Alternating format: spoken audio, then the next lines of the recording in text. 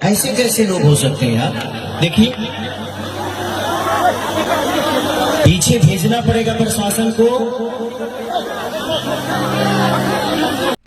तो नमस्कार दोस्तों, जैसे कि आप सब देख ही सकते हैं, हमारे खेसारी भैया ने नेपाल में गए और उन शो पर गए और उनको ऑडियंस ने कैसे क्या फूल वाले माली हैं, उनका व्यवस्था कर दे।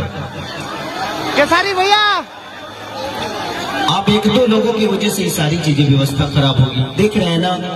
होंगे लेकिन 10 लोग मिलकर पूरे नेपाल को बदनाम करने पर लगे हुए। ये कितना गंदा काम है इनका।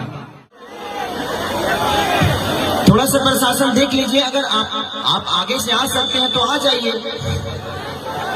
इसलिए हुआ है ना।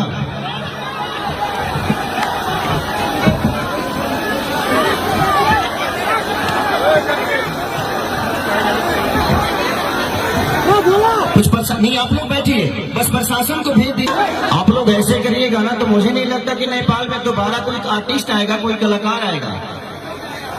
आप अपने पूरे राज्य को बर्बाद कर रहे हो, अपने देश को बर्बाद कर रहे हो। यहाँ रहते हो और आप यहीं के फंक्शन को आप बर्बाद करने पर लगे हुए हो। मुझे तो लगा था कि शायद मैं यहाँ जाऊंगा तो